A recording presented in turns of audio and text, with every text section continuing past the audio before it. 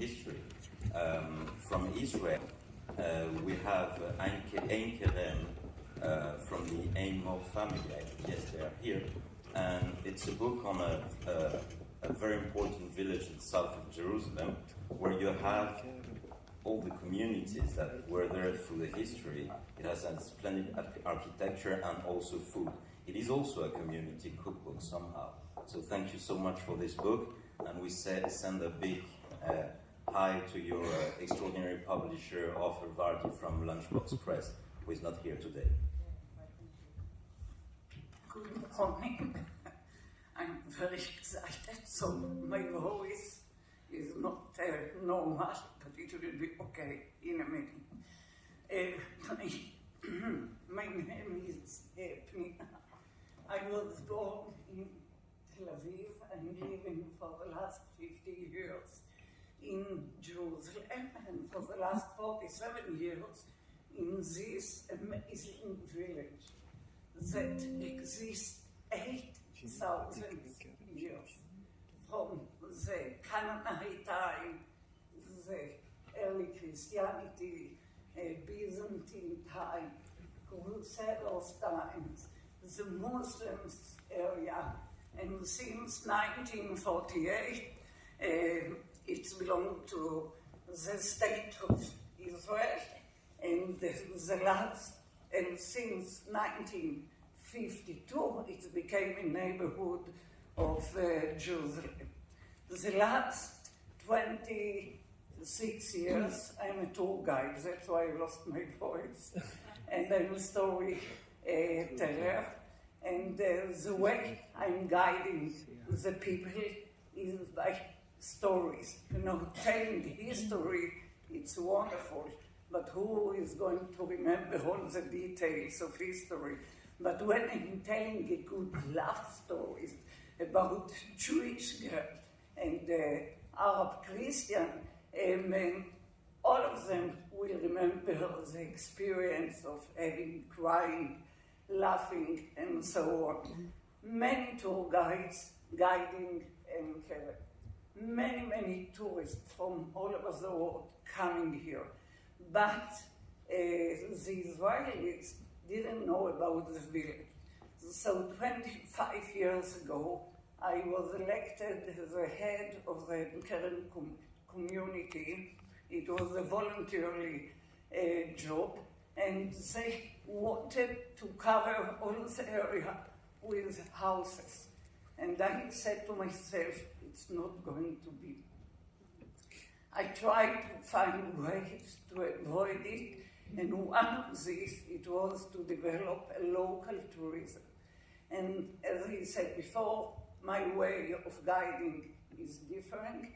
Different is by telling stories. So I wanted to leave to the next generation my stories, to the local tour guides, the stories of the people, because you can tell the history of the place by the people who live in this place. So half of my book, half of our book, is my stories about the village, about the people, combine the history of the place. But now you can see me guiding a group in the whole city of Jerusalem with the flag of Austria. That's what fabulous about Jerusalem, that it's so international city. You can see any community on earth, Muslims, Jews, all kind of Jews, Muslims, Christians live here. So I really invite you to come to Jerusalem to have the great experience of Jerusalem and Keren. On 2018, I had two fabulous things that happened to me. Our book in the Hebrew edition won the first place in the Gourmand prize, and day before I was elected, I was chosen by the municipality of Jerusalem as an honorable citizen because of my contribution to the tourism and to the local economy. And now my baby, she is going to, and her baby in her belly, so the generation go on. Hi, my name is Atalya. When I was 9 years old, I asked my mom if I could cook the traditional Friday night family meal, and she agreed. I think she thought I'm going to cook an omelette and a salad, but I had some different plans. The day before she came back from work, she saw me hanging up a phone call. It was the days that a phone call would hang like that. And she asked me who you spoke with. I said, with Eva and Moshe. She asked me, what about? I said, I invited them for the meal. I'm cooking here tomorrow. She seemed a bit surprised, and she asked me, who else have you invited? And I start naming 15 of her friends. My mom was angry at me. She said, like, who's going to cook all this food? There won't be enough space around the table.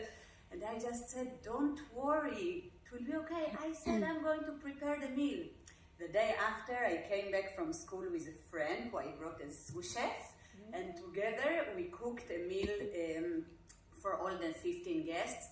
When my father popped into the kitchen around 4 p.m., he told my mom, you better not see it. You can imagine how the kitchen looked like after a few hours of 9-year-old girls playing there. And they both went to the cinema, and we just stayed alone at home. I'm so grateful for it. Thank you.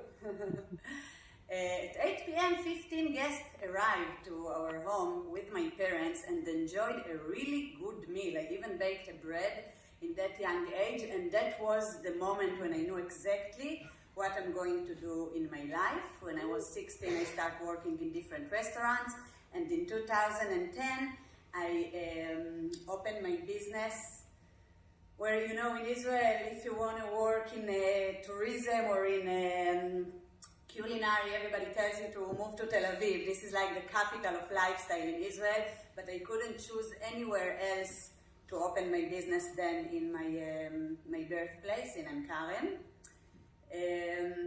Where for me, Ankarem is part of Jerusalem. The biggest inspiration for me are the diversity of people who live there. So from ultra-Orthodox Jewish family to different kinds of Muslim families that all brought their foods to Jerusalem, and to people that came from all over the world, like this Kurdish woman or Yemenite woman. That's what really brings me all the inspiration.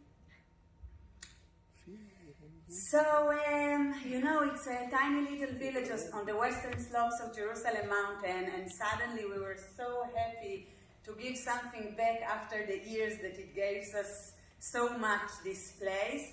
And as my mom mentioned, we won with the Hebrew edition, the best in the world in 2018. And for me, it was such an honor to travel with this book, with a big thanks to the Gourmand, to the Cointreau family that make it possible to expose our book and our village in different places around the globe. It was such a big pride for me. I really think that the connection to the place, to the heritage, and to what grows around you and to the food you're cooking is the most important thing. So in my place, I make everything I can by myself. I'm not buying any ready-made food. I prepare everything I can by myself, and I go foraging, and I enjoy the plenty that the soil surrounding my place provides, and that's create a food that speaks the same language of the environment where we live. Here, actually, it's really nice, and it's 3 days process of me trying and succeeding year by year, making sugar out of carobs, because carobs growing all around Israel. It starts with climbing on the trees and foraging it, and then slicing it into tiny little slices, soak it in water overnight, reduce the water till it comes to be an amazing syrup with lots of flavors.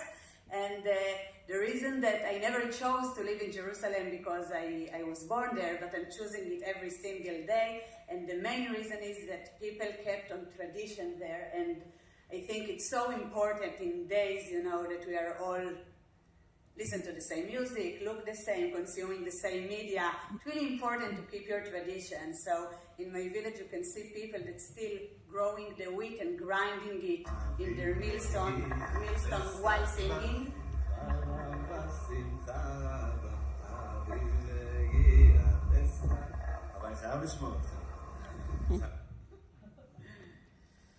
Yes, some neighbor in the village turned to be part of the biggest city in Israel, but it's still, we're really living a village kind of life. As I mentioned, Jerusalem in Israel in general, but Jerusalem especially, is so diverse, and each one of the people who came to this city brought their own culinary with them, which inspired me and I guess the other places to create together.